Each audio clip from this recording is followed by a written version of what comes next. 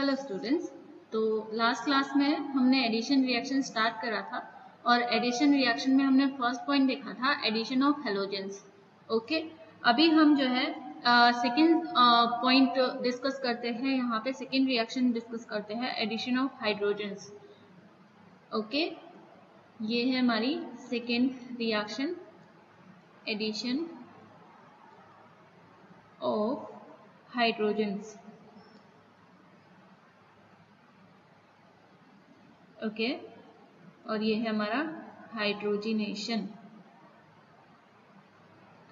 Addition of hydrogens को हम hydrogenation भी कहेंगे इस पूरी रिएक्शन को, राइट। ओके, सबसे पहले हम यहाँ पे क्या लेंगे, नैफ्थलीन की रिएक्शन करवा रहे हैं, तो यहाँ लेंगे हम नैफ्थलीन। उसके बाद ये हमारे हाइड्रोजन यहाँ पे, ओके, हाइड्रोजनेशन करवाया किससे, सोडियम मेटल इथेनॉल की प्रेजेंस में। इथेनॉल एज ए सॉल्वेंट यहाँ पे यूज में आता है और टेम्परेचर कितना रखेंगे, 78 डिग्री सेंटीग्रेड, राइट। तो यहाँ पे ये एडिशन हो जाएगा दो हाइड्रोजन्स का, फाइन, और ये बन जाएगी आपकी 1,4 डाइहाइड्रोनैफ्थलीन, 1,4 डाइहाइड्रोनैफ्थलीन, 1,4 डाइहाइड्रोनैफ्थलीन। क्लियर? चलो, ये तो हो गई एक रिएक्शन। अब उसके बाद देखते हैं कि और कितना यहाँ पे हाइड्रोजनेशन करवाना पॉसिबल है। तो ये नंबर 1, नंबर 2 कि अभी तो हमने, जैसे कि ये हमारी नैफ्थलीन थी इनिशियली, है ना, ये नैफ्थलीन थी और इसमें 2 डबल बॉन्ड थे इस वाली रिंग में। यहाँ पे ये तो शेयर हो रहा है, ठीक है, ये वाला डबल बॉन्ड शेयर हो रहा है। तो यहाँ पे ये थे, तो उसमें से हमने एक का करवा दिया। जैसे कि कैसे हुआ ये देखो, यहाँ पे ये मैं इसको सही से बना देती हूँ। ये मान लो डबल बॉन्ड था, यहां से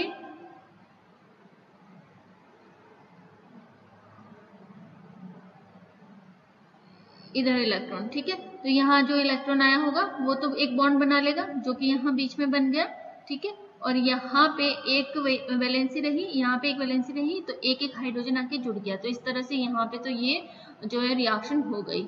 अभी ये है कि चलो यहाँ पे तो क्या एक हाइड्रोजन, एक डबल बॉन्ड फिर भी तो रहा है ना। अगर हमें पूरी रिंग को ही हाइड्रोजनेशन करवाना हो तो क्या ये पॉसिबल है? तो देखते हैं कि है कि नहीं, किस कंडीशन में पॉसिबल है।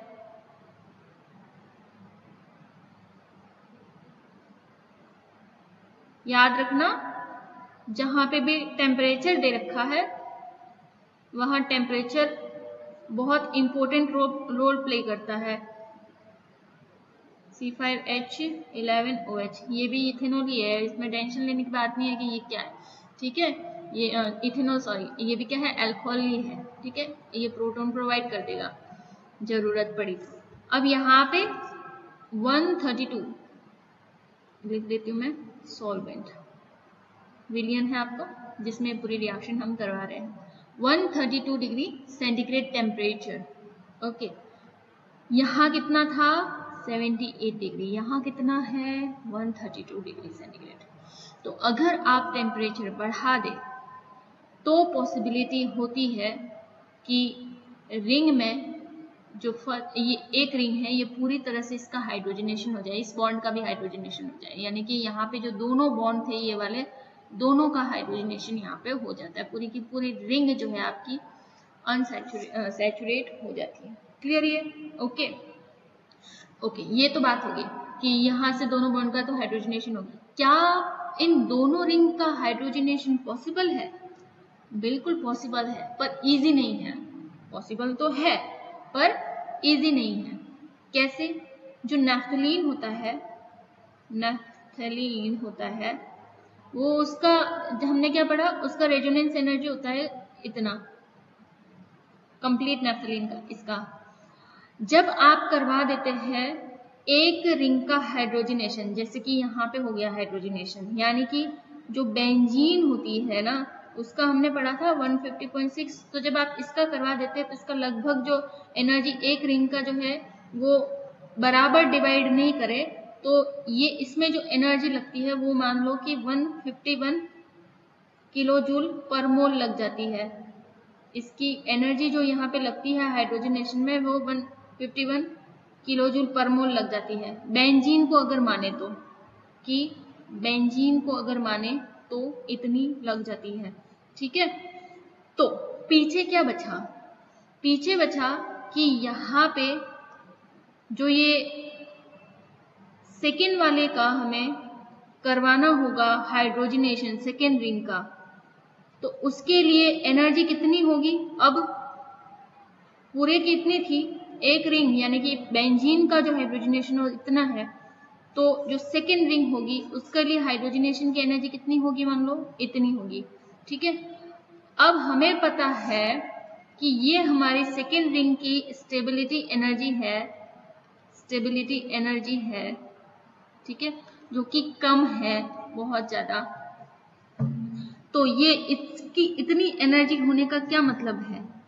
कि ये स्टेबल ज्यादा है। क्या मतलब है? ये स्टेबल ज्यादा है।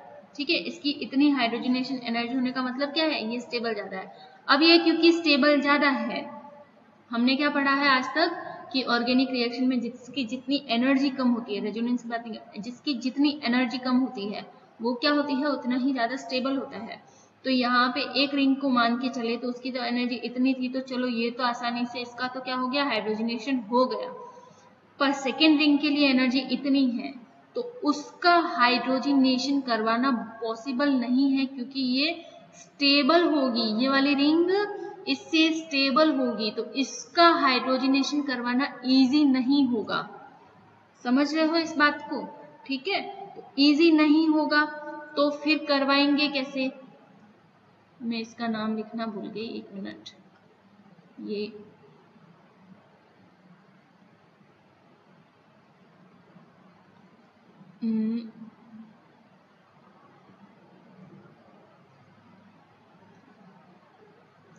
ये इसका नाम लिख लेना 1 2 3 4 टेट्रा हाइड्रो नेफ्थलीन, या फिर आप इसे कह सकते हैं टेट्रालीन, या फिर आप इसे क्या कह सकते हैं? टेट्रालीन। क्लियर? ओके, 1 2 3 4 क्यों कहा हमने? ये 1 पे, 2 पे, 3 पे, 4 पे आके क्या लगे हैं? हाइड्रोजन्स लगे हैं, इसलिए 1 2 3 4 टेट्रा हाइड्रोनेफ्थलीन, या फिर इसे टेट्रालीन भी कहते हैं। ओके, तो चलो वापस आते अपने इसी टॉपिक में कि यहाँ पे हमें समझ में आ गया कि सेकेंड रिंग की स्टेबिलिटी ज्यादा होती है, इसलिए इसका जो हाइड्रोजनेशन है वो इजी नहीं होगा। तो इजी नहीं होगा तो करवा कैसे सकते? करवाना तो है और होता भी है। तो कैसे होता है? तो हम देखते हैं यहाँ पे कि किस किस कंडीशन में ये पॉसिबल है। ये लेते हैं हम सी, लगा दो इस पे। ये लिया हमने एक नैफ्थलीन H2, किसकी प्रेजेंस में? ध्यान से देखना, या तो प्लेटिनम या निकल। यहाँ पे ये प्लेटिनम और निकल क्या कर रहे हैं? कैटलिस्ट का काम कर रहे हैं। तो अगर हमें दोनों रिंग का हाइड्रोजनेशन करवाना है तो हमें कैटलिस्ट की जरूरत पड़ेगी। किसकी? कैटलिस्ट की जरूरत पड़ेगी। ठीक है, तो यहाँ पे एक बार के फर्स्ट स्टेप में ये हो जाता है एक रिंग का हाइड्रोजनेशन। ठीक है, और उसके बाद वापस से हम प्लेटिनम या फिर निकल की प्रेजेंस में रिएक्शन करवाते हैं और थोड़ा सा टेम्परेचर और बढ़ा देते हैं, तो ये हमारी बन जाती है, दोनों ही रिंग का ही हाइड्रोजनेशन हो जाता है यहाँ पे। ओके, तो ये क्या बन जाती है? हमारी डेकलीन। क्या बन जाती है? डेकलीन, या फिर इसे दूसरे नाम से भी जाना जाता है, वो है Deka hydro naphthalene. Deka hydro naphthalene. Clear? तो ये हमारी डेकलीन यहाँ पे बन जाती है निकल या फिर प्लेटिनम की प्रेजेंस में, कैटलिस्ट की प्रेजेंस में। इसके बाद एक और इम्पोर्टेंट जो है वो रिएक्शन है यहाँ पे मैं लिखना चाहूंगी कि naphthalene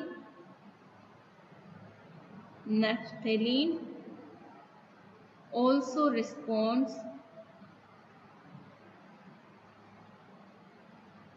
responds to birch reduction. हमने लास्ट क्लास में बर्च रिडक्शन पढ़े हैं, ठीक है, प्रीवियस क्लासेस में बर्च रिडक्शन पढ़ी है, तो आपका आइडिया होगा बर्च रिडक्शन क्या होता है, ठीक है। भूल गए हो या दिमाग में नहीं आ रहा हो तो एक बार वापस से जाके सर्च करो, ओके, वीडियोस में देखो या फिर आपने नोट्स बनाया हो उसमें वापस से देखो बर्च रिडक्शन क्या है, ओके। तो यहाँ पे बर्च रिडक्शन होती है, उसको भी नैफ्थलीन रिस्पॉन्ड करता है मतलब कि बर्च रिडक्शन देता है। सोडियम NH3 और अल्कोहल की प्रेजेंस में नैफ्थलीन जो है हमारी वो रिएक्ट करेगी और यहाँ पे ये 1,4 डाइहाइड्रो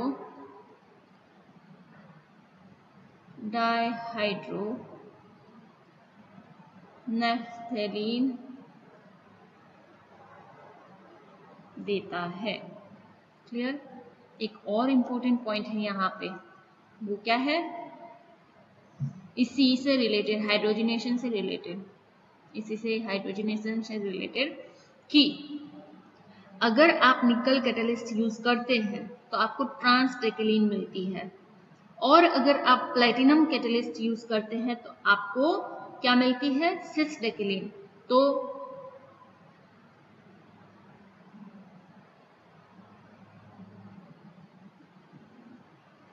यूज ऑफ निकल कैटलिस्ट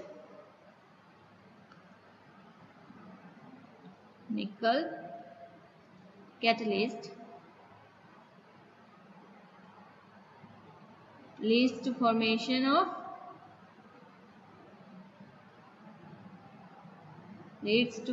of ट्रांसडेकिलीन लिखना, ये इंपॉर्टेंट है, ठीक है, ट्रांसडेकिलीन। और use of platinum catalyst leads to formation of सिसडेकिलीन, ठीक है, सिसडेकिलीन। जो नॉर्मल डेकिलीन हमने जो इसकी नॉर्मली हम स्ट्रक्चर देखते हैं वो ये अभी हमने पढ़ा था, ठीक है, ये प्लेटिनम और इसकी प्रेजेंस में ये रिएक्शन होती है, ये डेकिलीन बनती है ये, पर एक्चुअल में जो है वो ये इस पोजीशन में रहती नहीं है, ये सिस या ट्रांस बनती है। और सिस या ट्रांस डेकिलीन कैसी होती है, देखो ये हाइड्रोजन इधर, तो ये क्या है, हमारी ट्रांसडेकिलीन है, ठीक है। उसके बाद एक सिसडेकिलीन कैसी होती है, ध्यान से देखना,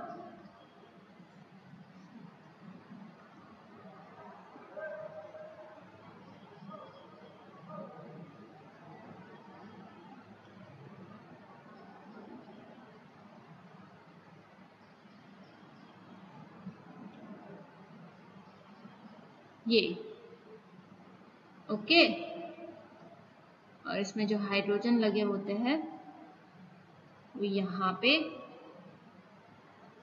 और यहाँ पे लगा हुआ रहता है। तो ये इस तरह की जो डेकिलीन होती है वो हमारी क्या कहलाती है, सिसडेकिलीन कहलाती है। तो प्लेटिनम की प्रेजेंस में क्या बनेगी, सिसडेकिलीन, और निकल की प्रेजेंस में क्या बनेगी, ट्रांसडेकिलीन, ठीक है। तो यहाँ पे आपकी एडिशन वाली रिएक्शंस जो है वो कंप्लीट होती है, एडिशन रिएक्शन कंप्लीट होती है। अब जो नेक्स्ट हम देखेंगे इलेक्ट्रोफिलिक सब्स्टिट्यूशन रिएक्शन देखेंगे, ओके, तो स्टार्ट करते हैं इलेक्ट्रोफिलिक सब्स्टिट्यूशन रिएक्शन। बी जो है हमारा इलेक्ट्रोफिलिक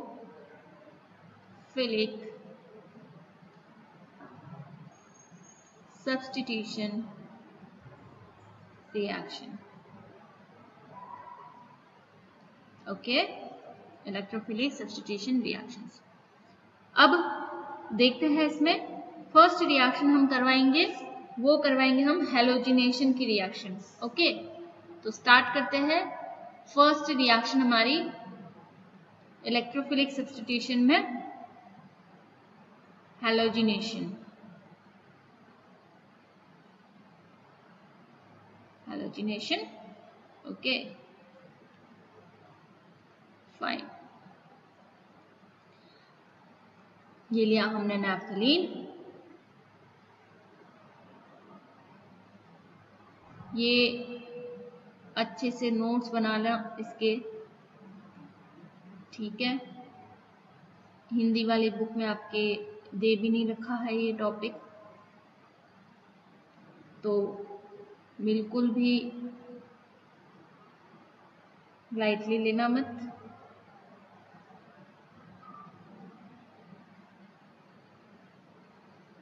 ये B R, okay, alpha position पे क्या लगा, बी आर। अब बेसिकली क्या होता है ना, इसमें आप देखेंगे कि आपको यहाँ पे हाइड्रोजिनेशन हैलोजिनेशन करवाने के लिए किसी तरह के दूसरे कैटलिस्ट की नीड नहीं होती है। लुईस एसिड की यहाँ पे नीड नहीं होती है, ठीक है। क्लोरीनेशन और ब्रोमिनेशन इतना फास्ट होता है यहाँ पे कि आपको दूसरे लुईस एसिड कैटलिस्ट की नीड नहीं होती है यहाँ पे, इसलिए हमने कोई AlCl3 वगैरह कुछ नहीं लिया है यहाँ पे। CCl2 हमारा क्या है यहाँ पे, सॉल्वेंट की तरह काम करता है और ये हमारी रिएजेंट ही है अपने आप में, ठीक है। हमने कोई Lewis acid as catalyst use नहीं किया है। क्यों नहीं किया है, क्योंकि क्लोरीनेशन और ब्रोमिनेशन यहाँ बहुत ही फास्ट होता है नैफ्थलीन के केस में, तो हमें नीड ही नहीं है, ठीक है। अगेन वापस से रिएक्ट करवाएंगे, तो ये आपका Br यहाँ और ये Br यहाँ, आप यहाँ पे लिख सकते हैं 1 ब्रोमो नैफ्थलीन, और यहाँ पे लिख सकते हैं 1,4 डाइब्रोमो नैफ्थलीन। ये आपका 1,4 प्रोडक्ट है, ठीक है, 1,4 प्रोडक्ट है। आप यहाँ पे लिख लो, ये इंपॉर्टेंट पॉइंट है कि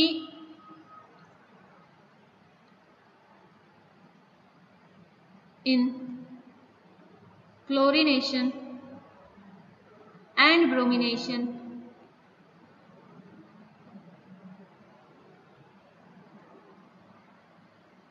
of naphthalene takes place so rapidly, बहुत तेजी से हो जाती है, so rapidly that a Lewis acid is not required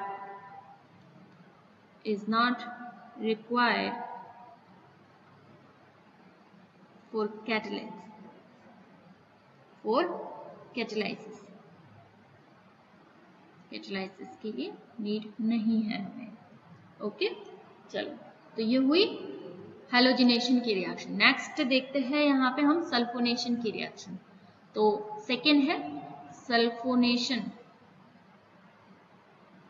यानी सल्फोनीकरण की अभिक्रिया, ठीक है, ओके। नैफ्थलीन दिया हमने, और जैसा कि हमें पता है सल्फोनीकरण के लिए क्या जरूरी रिएजेंट होते हैं, तो वो होते हैं कंसंट्रेटेड H2SO4 बेसिकली, ओके। तो ये हम अगर कंसंट्रेटेड H2SO4 की रिएक्शन करवाते हैं नैफ्थलीन से 160 डिग्री सेंटीग्रेड पर, तो हमें यहाँ पे क्या मिलता है, बीटा प्रोडक्ट मिलता है। क्या मिलेगा, बीटा प्रोडक्ट मिलेगा, SO3H ओके, याद रखना बीटा प्रोडक्ट मिलता है, इसे क्या कहेंगे, या तो 2 या फिर इसे कहेंगे beta naphthalene sulphonic acid. Clear? Okay. इधर अगर H2SO4 लिया है आपने, अगर क्या वही लेना पड़ेगा सल्फोनेशन में, और आपने क्या किया है यहाँ पे 80 डिग्री सेंटीग्रेड पर आपने रिएक्शन करवाई। किस पे? 80 डिग्री सेंटीग्रेड पे ही आपने रिएक्शन करवाई, तो उसमें फिर आपको जो है वो क्या मिलेगा, यहाँ पे अल्फा प्रोडक्ट मिलेगा। क्या मिलेगा? और कंसंट्रेटेड भी नहीं, नॉर्मल H2SO4 लिया 80 डिग्री सेंटीग्रेड पर, तो आपको यहाँ पे मिलेगा अल्फा प्रोडक्ट, यहाँ पे अल्फा SO3H प्रोडक्ट। अब से कह सकते हैं 1 और alpha naphthalene sulphonic acid. Clear है? ठीक है। यहाँ पे जो टेम्परेचर है वो बहुत इंपॉर्टेंट रोल प्ले करता है, तो लिख लो यहाँ पे कि temperature plays an important role